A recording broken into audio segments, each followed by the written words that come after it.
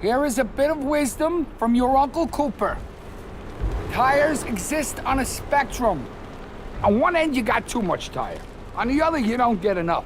Both ends are rip-offs. You're either paying for more than you need or needing more even after you pay. So if you want a tire that costs what tires should cost and does what tires should do, go right for the sweet spot.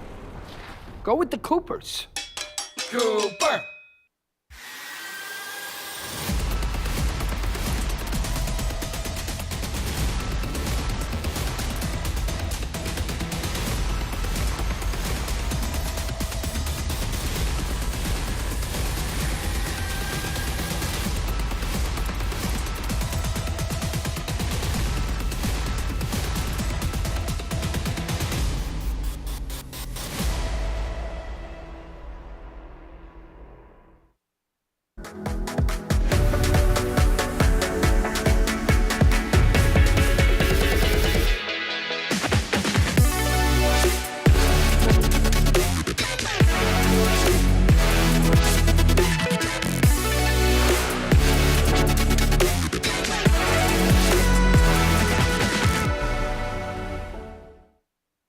Karting and motorsport enthusiasts, Lucas Oil School of Racing is America's #1 Formula Car race school. Enjoy modern paddle shifters, pit speed limiter, and onboard video along with integrated data systems. Get started today with our 2-day basic or advanced course. Lucas Oil School of Racing is the official school of the road to Indy. We can also qualify you for your SCCA license. Get started today by visiting us at www.lucasraceschool.com. As your uncle, I want you to know that on the road to life, there will be rough spots, and they will chew up your tires. I recently took a road trip to Greensville to attend a chili cook-off. Rough roads all the way down. I drove there on these Cooper Discoverer and Duramax tires. You know, they're made with the durability of off-road tires, but for on-road driving. Without them, we might never know the winning bean-to-meat ratio of a good chili. And those are the things in life, my friend, worth driving towards. So go with the Coopers. Cooper! I'm hungry now. With over 40 years in business, High Tide Boat Lifts is committed to elevating your craft. Whether you own a personal watercraft or a large yacht, we can design and create the perfect lift for your needs. At High Tide Boat Lifts, we understand that you've worked hard to get to a successful place in life. We'll ensure you have a hassle-free experience, maximizing the time you spend on your boat with family and friends, and supporting your dreams out on the open water.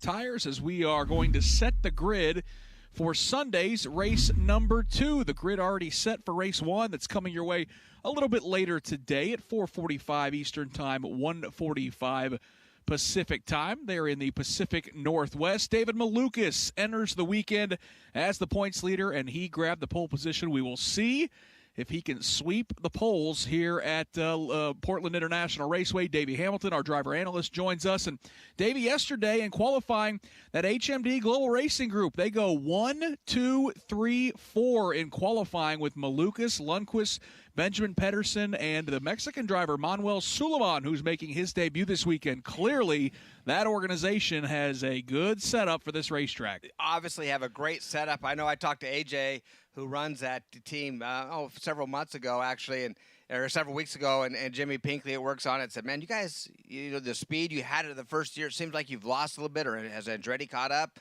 He goes, don't worry, we're coming back. We're figuring this thing out. And boy, did he ever hit it. I don't know if it was luck or he knew what he was telling me or what, but wow, what an impressive run by those guys yesterday. Right now, we see them all going on racetrack. One thing that they're all in a group right now. They need to spread out a little bit for this qualifying run, although you can take advantage of some drafts around here down this front straightaway and down that back straightaway into turn 10 and down there. So if you can get it timed right, you can gain a little bit of time. It was the HMD Global Racing Group cars going 1 through 4. Then the next 4, all Andretti Autosport machines with Kyle Kirkwood, Robert McGinnis, Daniel Frost, and Devlin DiFrancesco. Then it was the 2 Juncos Racing teammates, Rasmus Lind making his season debut for that team, along with Stingray Robb qualifying 9th and 10th. And then Christian Bogle for Carlin Racing qualifying in the 11th position. Those 11 drivers, as Davey just touched on, heading out of the racetrack right now to get those cars up to speed. And Jake Query, we expect similar format that we're used to in Indy Lights qualifying. Everyone going to try to bank some good laps early on before trying on a new set of Cooper tires. And of course, the real trick here is just simply to make sure that you don't have any issues, because it is relatively a short session. We did see during practice for the NTT IndyCar Series that in particular that area, turns 10, 11, and 12, which are right-handers, and then again when you go through 4, 5, and 6, which also are right-handers of this 12-turn 1.9 essentially miles track. There are areas, Nick, as we talked about earlier, not necessarily elevation changes, but the speeds can get high, and when they do, if you get into the curbing, you can lose some traction and find yourself having to go through the grass here at Portland International Raceway. So everybody wants to make sure they mind their P's and Q's and lays down clean laps. You want them to be fast laps, obviously, but clean laps is the first priority. Yeah, we saw lots of, you could call it minor incidents in IndyCar Practice 1 this morning. Some excursions off the racetrack, a couple guys getting into the tire barriers, including Scott McLaughlin and one of our championship contenders, Alex Palou, but nobody really tore up a race car, so we'll keep those fingers crossed for a similar 30-minute qualifying session here for the Indy Lights Series presented by Cooper Tires. Let's welcome in the Road to Indy insider. Rob Howden is pit side for this qualifying session. Rob, it seems like a pretty nice day here in Portland. Yeah, I'll tell you, Nick, in contrast to what we had at Worldwide Technology Raceway when it was unbelievably hot and so humid, the fall is definitely here. A beautiful day thus far, 65-degree ambient temperature, but 89 degrees the track temperature right now. And for the drivers rolling out here for qualifying too for Indy Lights, they've had a ton of time on this racetrack, unlike IndyCar that, of course, just rolled out here earlier today. A lot of sessions yesterday, 2 long test sessions early in the day for Indy Lights, a practice session, the lone practice session officially, and then, of course, qualifying where you saw HMD go 1, 2, 3, 4. Again, beautiful day. We'll see how things roll out here, but again, drivers on the racetrack. And like you said, Nick, for me, really cool to see Manuel Suleiman making the jump up from Indy Pro 2000, a former winner in that series. Good to see him with HMD Motorsports here for potentially the final 3 races of the year. And then to have Rasmus Lind back, I think that's amazing. A driver was so good in Indy Pro 2000 and would have been in the field with Bilardi Auto Racing in 2020, but of course with the season putting on hiatus because of COVID, great to have him back here after doing a bunch of IMSA racing. Certainly want to get Rob's thoughts and impressions on those newcomers a little bit later in this qualifying session. First up, though, I want to welcome in our other pit reporter, Alex Wolf, who did a good job during the IndyCar session. And Alex, getting a chance to see those Indy Lights cars on the racetrack for the first time this weekend. Oh, great to see the Indy Lights presented by Cooper Tires on track for this session. And Davey Hamilton touched on it at the beginning of the session about the drivers needing to try to get that little bit of a gap to get that optimum lap time. When the green flag went up, a little bit of a split strategy from Andretti Autosport. Immediately, Robert McGinnis and Devlin DiFrancesco went out onto the track, but waited about 30 to 45 seconds. Andretti Autosport did, waiting to have Daniel Frost and Kyle Kirkwood go out. So a little bit of a split strategy from Andretti Autosport, but like you talked about after these bank laps up and down the pit lane, another set of Cooper tires ready to be bolted on for all these drivers during this session. Thank you, Alex. This is the Indy Lights Series presented by Cooper Tires. If you're maybe at the racetrack or unfamiliar with the series, new to open wheel racing, this is the training ground, one step away for a lot of these drivers from competing in the NTT IndyCar Series. They compete in a 20-round championship chock full of doubleheader weekends throughout the course of the season.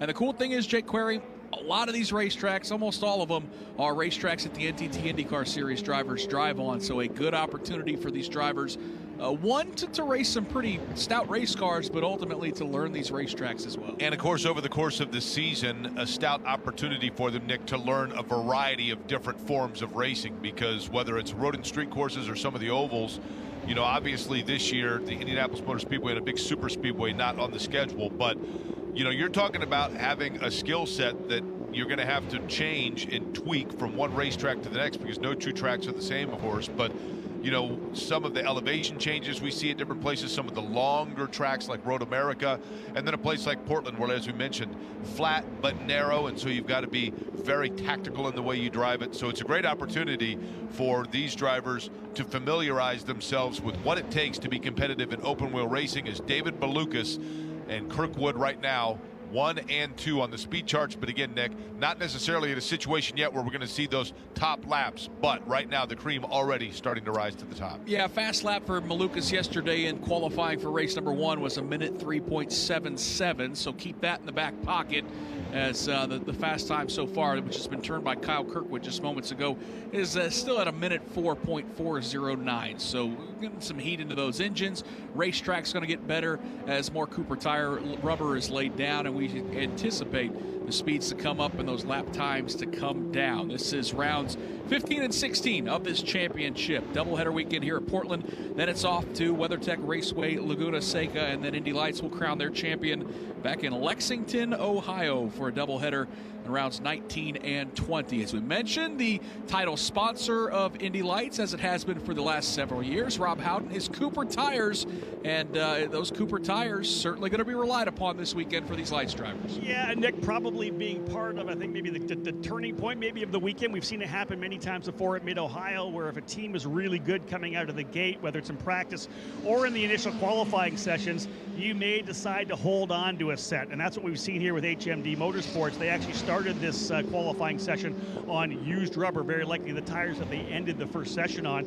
And just to bring you up to speed, 4 sets of fresh rubber from practice yesterday, official practice, through qualifying 1, qualifying 2, and the 2 races. They did have 3 fresh sets of Coopers for the extra long practice sessions. We looked at the test sessions yesterday. One was an hour and a half, another was 2.5 hours, essentially all morning yesterday for the Indy Lights drivers to dial things in. But again, 4 sets of fresh rubber to run throughout these 5 sessions. And Nick and Davey, you can talk about this as well. Anytime you're able to save tires and have those fresh rubber later on in the weekend, it's big. Guys in the back who are, maybe 6th, 7th, 8th, or the Andretti drivers who were 5th, 6th, 7th, and 8th yesterday, they've got to find some speed. They've got to get themselves qualifying up front for race number 2. Very good for HMD, though, as Alex Wolf has said, fresh rubber waiting here, but they're going to have at least 1 fresh set of sticker Cooper tires for a race here this weekend. Just saw the driver making his debut weekend, Manuel Suleiman for HMD Global Racing Group. He had an off near turns 11 and 12. That's been a tricky spot throughout the course of this weekend. Davey, those drivers try to carry a lot of speed in those last couple corners. That's where the timing line is near, and we saw it in the IndyCar session, already seeing it here in Indy Lights qualifying. Some drivers finding that apex hard to hit, and that track kind of falling away there in the final couple corners. Yeah, you feel so confident going through those corners, coming off that long back straightaway. And it has a lot of grip there, but man, the track's very skinny. It takes just a few, you're a couple inches off, you find yourself sliding off the outside of that racetrack. But as we just see another car going off course right now. But you're right, that's exactly what happens. You just have that confidence. You want to get to the timeline, as you said. That's where the timeline is. It's not at the start-finish line for qualifying or practice sessions. So they're hanging it out there, and boy, we see a lot of mistakes being made at that part of the track. Yeah, it is not hard to do. There's no doubt about it. Rob, let's talk a little bit about Manuel Suleiman, who makes his debut this weekend. Great qualifying effort yesterday, qualifying in 4th. This is the 59 car that we saw Nikita Lashiskin in most of the season. But this young man from Mexico City, just 21 years old, and a familiar name. You've been following him here on the road to Indy for a few years now. Yeah, Manuel's a really talented young driver. Spent some time running with the D-Force Racing crew. Did some races in USF 2000. Was a race winner last year as well at Indy Pro 2000 with D-Force. Scored a victory at the Mid-Ohio Sports Car Course. A lot of talent. Moved over to Juncos Racing for 2021. Kind of trying to follow in the footsteps of guys like the champion Stingray Rob. Has not been able to have the pace that he really, I think, wanted throughout the season. And then sitting down and said, hey, what do we do? Next year we want to go Indy Lights Racing. You're into the stretch run, guys. And we've seen this happen before, right? Some guys that aren't in the championship chase aren't going to have a chance to win that big scholarship to move to Indy Lights. let me jump forward. Let me see if I can't get into some Indy Lights races. So they've done some testing with Manuel already. The testing, I've been told by the team, has been very, very promising. We saw him really strong out of the gate. And again, to have Manuel getting these 3 races in the books to end the season, I think that's a really good way to springboard into 2022. And again, 4th yesterday in qualifying. Right now, after that little off-track drive through turns 11 and 12, he is still 6th fastest here with 18 minutes to go. And Rob, the other driver, I want to call him a newcomer, although it's been a long time coming for 20-year-old Rasmus Lind, the driver from Sweden. Boy, we had high expectations. I think we were all really excited in March of 2020 to see how he would do in his rookie campaign in Indy Lights. And then, of course, that was the weekend where all of our worlds were kind of turned upside down due to the COVID-19 pandemic. So good to see that young man getting an opportunity here late in this season. Well, and I think what you kind of got to connect Rasmus Lind to is Kyle Kirkwood, right? Because Kyle, of course, this young American superstar right now, everybody's looking at him to potentially challenge David Malukas for the championship here this year and get that scholarship. Everybody thinks it's a really good possibility that Kyle Kirkwood's going to end up in IndyCar next year. Well, Rasmus Lind was the guy that battled him tooth and nail all throughout the season in 2019 in Indy Pro 2000. Came up second in the championship. So if you want to have any kind of pedigree for Rasmus, multi-time race winner here on the road to Indy, this guy is the match for Kyle Kirkwood. Just didn't get a chance to run. He was planned actually to line up to run with Toby Sowery at Bilardi Auto Racing in 2020. It would have been a great program for him. Not able to get the budget together. To be honest, Nick, he almost had a ride put together this year to run in Indy Lights, but wasn't able to get the funding quite put together. He's been doing a bunch of IMSA racing and has won a lot of races there as well. So he has been behind the wheel, just not behind the wheel of an Indy Lights car. Very similar to, I think, what we saw in 2020 when Kyle Kirkwood was one of those drivers in Indy Lights who didn't drop back to Indy Pro 2000, didn't run another Formula Car series, went sports car racing instead.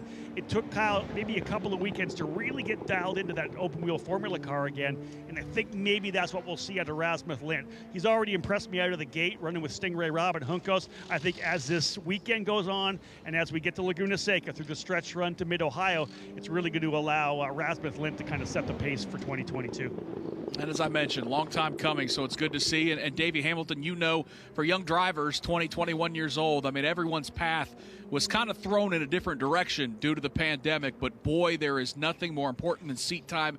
And for drivers like Rasmus Lind, even though he's had to wait nearly a year and a half to finally get behind the wheel of an Indy Lights car, I know you can attest to it. Getting seat time and driving anything is still going to help these drivers get better and mature. Yeah, and as Rob mentioned, some of the drivers were able to move on to other series when Indy Lights took a hiatus through the pandemic. So very unfortunate for some of the drivers that already had commitments to do this. They had their funding in place to do it, and then there weren't really any other rides in any other series, so they just sat around for a year. Just a real bummer, but they're all back. The series is growing. We have a few more cars we know for sure coming for next year. It's slowly building where we want to see it build. And we have actually tremendous drivers. I mean, you look at and teams. The teams are so good, and they know these cars. That makes it very close. And how many drivers, Nick, have we seen that are very successful in the IndyCar series that came out of this series? I mean, there are at least 3 that I can think of that are being tossed around as serious contenders to be IndyCar drivers next year. Obviously, the champion, we know either Kirkwood or Lundqvist, or Kirkwood or Malukas is headed there, but there are some other names that we are anticipating that could be running an IndyCar as soon as next year. We've reached that halfway point of this qualifying session. Kyle Kirkwood is P1 at a minute 4.018. Linus Lundqvist is second. David Malukas third. Benjamin Peterson is fourth. Robert Reginis is fifth. Manuel Suleiman is sixth fastest. Seventh is Daniel Frost. Eighth, Devlin DeFrancesco. Rasmus Lind is ninth. Stingray Rob is 10th. Christian Bogle is 11th. And as we are used to, Rob, as we reach the halfway point of the qualifying session, that means things get awful busy in front of you down on pit lane. Yeah, Nick, only one driver on the racetrack right now, and that's the Carlin number 7 of Christian Bogle. Otherwise, every other driver in the pit lane. Not surprising, up front, HMD Motorsports, I don't see any changes on their top 3 drivers right now. A little bit bit of a rear adjustment, potentially something on the rear platform for Manuel Suleiman. Otherwise, Lundqvist, Peterson, and Malukas all staying with the setups they have. As I said before, they have not yet put on tires, so fresh rubber, fresh Coopers for the HMD drivers. Back here at the tail of the grid here with the Hunko's Hollinger team, definitely some work being done here for Rasmussen. Not surprising, Davey, because here's a guy that's just got back in this car again. They're going to keep trying to dial it in for his comfort, right? It was essentially the setup for Toby's salary. Toby no longer running here for the rest of the year, so Rasmussen, they're going to keep dialing that thing in to make sure he's comfortable. That's exactly right. Just because what's good for one driver doesn't mean it's always good for the other. And now it's a completely different race course as well. So every course we go to does take a little bit different setup. This, as we've mentioned, very flat, very narrow, hard to get a hold of. The grip is very short out there. The sun's out today. Beautiful day, but when the sun's beating down this racetrack, it just it eliminates a little bit of grip for these Cooper tires to stick to the racetrack. And so you have to get the car right for your likings. It seems like they're doing a really good job working well with him. Seems like a good first time in the car for him. And so what that has allowed is kind of a private qualifying session for Christian Bogle, who is making his way down that back straightaway through turns 6 and 7. Starts to accelerate with red and white curbing to the inside, the grass and dirt to the outside, and a car pure blue as it makes its way through the fast couple corners. Christian Bogle, the driver from Louisiana, right now sits last on the field, 11th quick at a minute 5.2501, but we would anticipate more drivers joining him out on the racetrack shortly. Davey, we've kind of buried the lead, and that, of course, is this championship battle. We've talked about it all year long. It has gone back and forth, and here we are, 6 races to go. Malukas and Kirkwood as tight as they have been all season long, separated by 3 points. I think the thing that stands out and jumps out to me, though, is that Linus Lundqvist has quickly kind of been the odd man out of this 3-driver party that has made up the championship lead. Those 3 drivers have won every single race this season. Yeah, how interesting is that? When the season started, we thought Malukas is just going to take off and run away with this championship. And then Lundqvist has some wins. And then Kirkwood gets on a roll. And so I think, wow, Kirkwood's going to take this thing over and run away with the championship. And now here we are, only 3 points apart with Kirkwood and Malukas right down to the end. It's going to be with this championship. Lundqvist should be in there as well. Just some bad, he just a few offs he had. He had a couple DNFs that the other guys didn't have, and just kind of taking him out of that contention. But boy, it's going to be a battle right to the end, and they're both fighting for that scholarship to get a shot at IndyCar. I also had a big wreck at Worldwide Technology Raceway, a 9th in race number 1, a 4th in race number 2, and that's why Linus Lundqvist, the talented Swedish driver, finds himself 3rd in points. But quickly, Jake kind of falling out of this championship battle, 59 markers back. It's Malukas and Kirkwood. We saw them side by side in the points championship all year long. We saw them side by side at Worldwide Technology Raceway as well, as they put on a heck of a show with Malukas ultimately sweeping the weekend. And I think what you saw there was 2 drivers that also had a growing respect for racing against one another on the racetrack, Nick, which is so important, of course, to be able to trust that whoever you're going against was clean. And I thought that was one of the things that was really cool to see about Kirkwood and Malukas after the fact. Also curious to see, Nick, what Devlin DiFrancesco is going to be able to do in the latter half of this session, because 8th fastest right now. He's a driver that has eyes on going up into the NTT IndyCar Series for next year. I think he would like to see himself qualify higher than where he is right now. But again, not necessarily everybody showing all their cards just yet in this qualifying session. Yeah, Rob, as tight as things are at the top of the standings with Malukas and Kirkwood separated by 3 points, you look a little bit further down the standings, 4th, 5th, and 6th separated by just 1 point. That's Daniel Frost in 6th. Devlin DiFrancesco tied with Benjamin Peterson for the 4th position. There is a lot on the line, and I know you've got more on one of those drivers. Well, one of the interesting things for me is that as we get to this part of the season, I know that a lot of people are looking at the championship chase. Which drivers are we going to see move to the NTT IndyCar Series? I always have in the back of my mind, who are we going to be talking about next year? Who's going to be the top graduating drivers? Who are going to be the top drivers that come back for another season in Indy Lights? And I think obviously Daniel Frost has had some really good runs this year. One driver who I've been really impressed with over the second half of the season has been Benjamin Peterson. And this this is a big race for him because he's a driver from the Pacific Northwest. Actually lives up in the Seattle area since he was 4 years of age, so he's a Pacific Northwest guy. He's got some sponsors as well that are in the area just for this weekend, signing on Alberto Beef Jerky, Thriftway Supermarkets, a Pacific Northwest supermarket chain on board with him as well. So starting to gather some support from what he's doing. And Nick, we've been talking a lot about Benjamin Peterson. He's had some really good runs from Road America on, had some great runs as well at Worldwide Technology Raceway. Maybe a step behind a Malukas and a Kirkwood coming into the season this year, but next year, 2022, that's a guy with HMD that we could be talking about winning a championship. Yeah, just one podium for Benjamin Peterson in the first 8 rounds, but in the last 6, he's been on the podium for half of them. A second in the first race at Road American, and then a pair of third-place finishes at Worldwide Technology Raceway. And Davey, it's good to hear. I mean, man, sponsorship dollars are hard to come by anytime. But for an Indy Lights driver to have a couple companies coming on late in the season for a West Coast run, it tells me that Benjamin Peterson and that HMD Global Racing Group doing things the right way to attract some sponsorship. Yeah, that's good to see. It is good to see, and that's what needs to happen. And he's in his home part of the country. That's another great thing. Probably, for sure, has probably more laps around here than anybody else on this facility, means it's in his backyard. But finding funding is key for any driver, team, and that you just hope that the sponsor is interested in a young driver to be able to try to move up into the IndyCar Series. Not easy to do, but when you get those and take good care of them, you know, it can turn into a great program for all the above. Yep, I think Rob's right, though. That is going to be a name if Benjamin Peterson does opt to return for a second year in Indy Lights. He's going to be a guy to keep an eye on with a year of experience here in Indy Lights to possibly contend for a championship. Yesterday in qualifying, Peterson qualified 3rd behind his teammates Malukas and Lundqvist. Right now, he sits 4th on timing and scoring. It's Kirkwood, Lundqvist, Malukas, Peterson, and McGinnis, the top 5. Malukas just jumped to 2nd, running a lap faster than his teammate Linus Lundqvist. Manuel Suleiman also jumps into the top 5. He goes to 5th, kicking Robert McGinnis to 6th, Frost to 7th, DeFrancesco is 8th, Stingray Rob 9th, Rasmus Lynn is 10th, and Christian Bogle is 11th. Back to pit lane and Rob Houghton. And Nick, just to wrap things up here from pit lane based on adjustments, what we saw down here during that last stop when guys came in. Again, the HMD Motorsport drivers starting on scuffs at the start of the session. They just went to the Sticker Cooper tires. No changes to the top 3 drivers at all, Malukas, Lundqvist, and Peterson.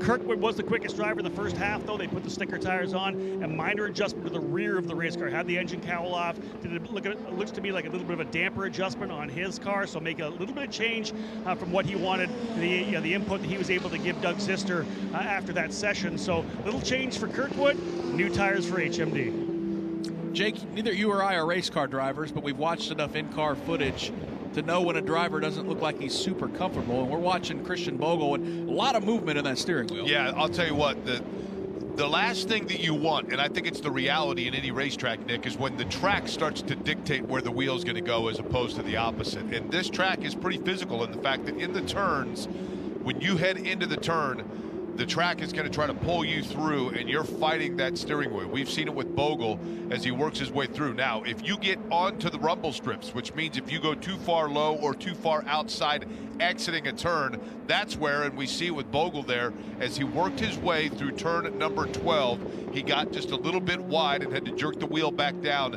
into the middle of the racetrack. So that constant battle that's taking place, this does not isolate Christian Bogle. This is what I think you see from a lot of drivers. But again, if you get onto that red and white curbing, the rumble strips, if you will, then all of a sudden the car is going to want to go in a direction that is not the direction you want it to go, and that wheel is going to give you an awful big fight. I mean, Davey, you're always looking for that happy medium because you're told to kind of use those curbs because you want to shorten up that racetrack. But to Jake's point, a lot of times you catch those things wrong, and the handling of that race car can go away pretty quickly. Yeah, we've seen that happen time and time again, especially in IndyCar practice. I think everybody was trying the curbs out, and when, like, exact right, you could take use those curbs to your advantage to gain just a little bit of lap time, just to cut that corner off just a little bit to get through there. Actually puts a little weight on those outside tires to help a little bit of grip through those. But if you hit them too hard and get airborne and get the tires off the ground, obviously there's no grip at that point, and you can definitely lose some time. So curbs all the way around the track, permanent road course. It's almost 2-mile road course,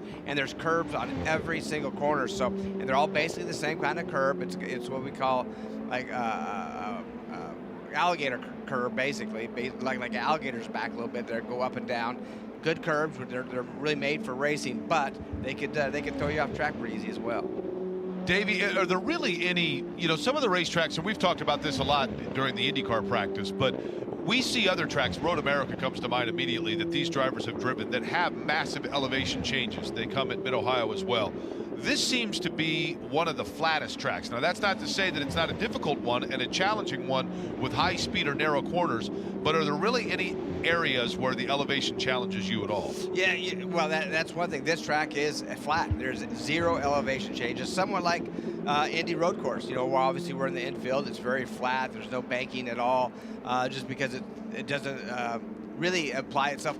This natural, sometimes we go to Road America, you go to Laguna Seca, which is next week, and it's built in the mountains. So you got natural terrain, natural road, or hills to go up and down and make the elevation changes. But here, right next to this Columbia River here in Portland, flat as can be, and so that does create a bit of a challenge. And one thing is just visual. Sometimes you can't really, you sit really low in these cars. They're sometimes a little bit hard to see out of, and when it talks to the apexes of these corners and this curbing. So you have to get the car timing just right and know exactly where this car is on these flat tracks as well. Boy, some really stout lap times coming in here in the final few minutes of qualifying.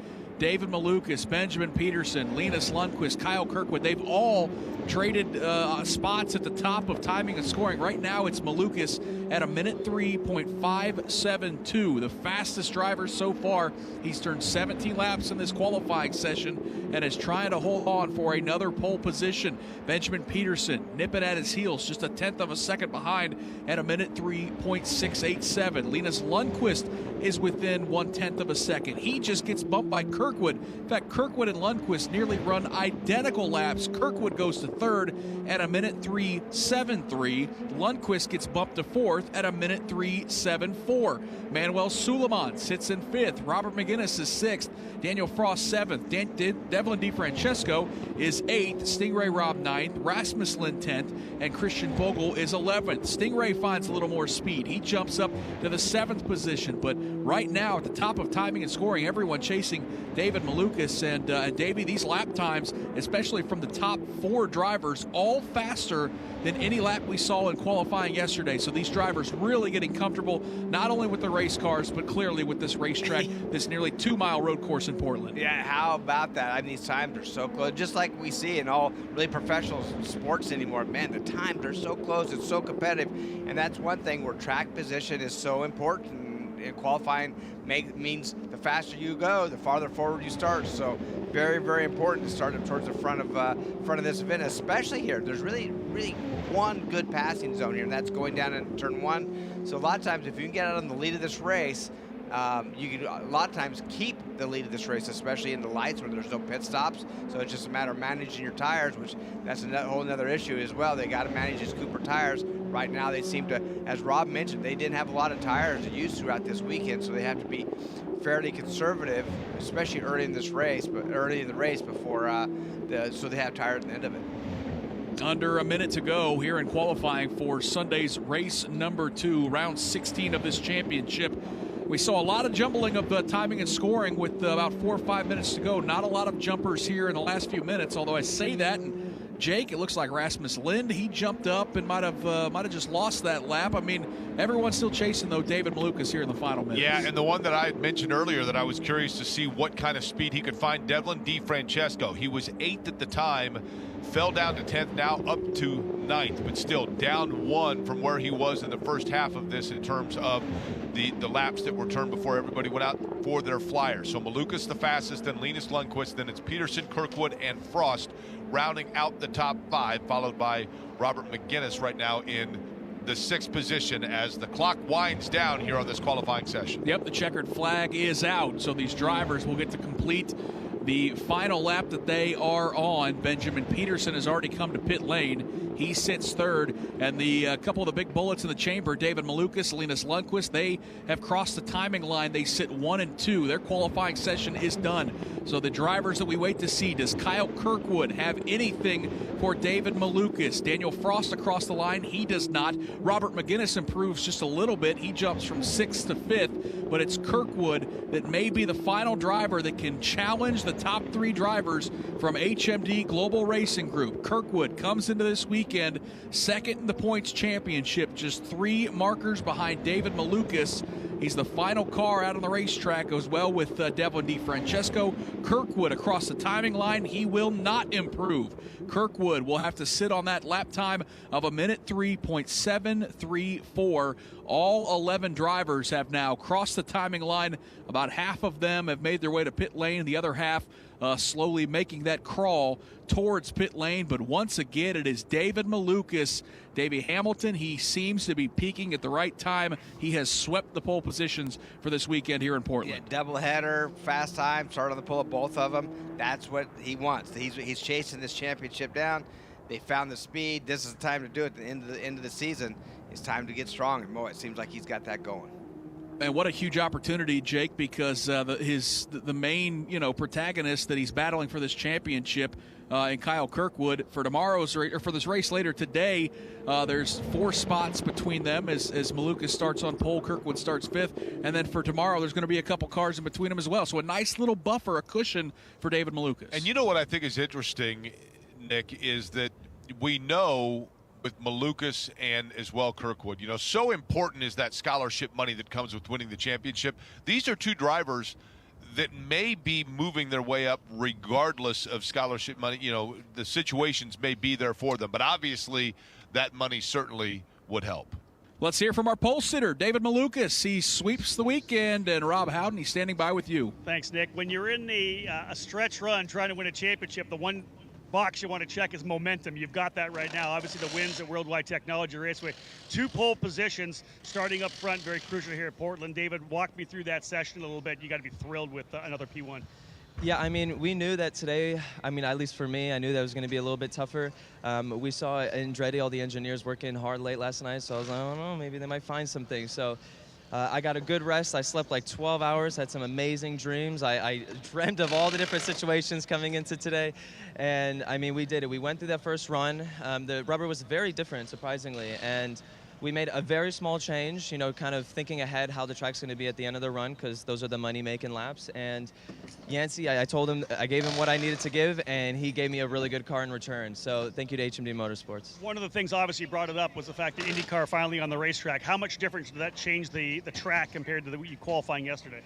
Yeah, surprisingly, I think the grip was down this morning. I think it was just because there was a lot of dust on the first couple of runs. So on that second run, it was kind of anticipating, is that dust going to go away? How is the car going to feel? And me and Yancey clicked, and we kind of guessed correctly, I guess. So let's talk about this afternoon's race. What are your thoughts starting from pole position? You've raced here before. What is the approach for you starting from pole? These starts are crazy. That turn 1, it's definitely a photo shoot for sure. It's like 6 wide all the time, but luckily, HMD Motorsports, all of us have been very quick. So for race 1, we have the front 2 rows locked out. So I think we'll get through clean. We're going to talk back, make sure that none of us do anything stupid, and then after turn 1, then we race. So I'm excited. Good luck this afternoon. Thank you. Nick Yeoman, there he is. Again, David Malukas, back-to-back poles coming off the momentum of the victories at Worldwide. Here is a bit of wisdom from your Uncle Cooper. Tires exist on a spectrum. On one end, you got too much tire. On the other, you don't get enough. Both ends are rip-offs. You're either paying for more than you need or needing more even after you pay. So if you want a tire that costs what tires should cost and does what tires should do, go right for the sweet spot. Go with the Coopers. Cooper.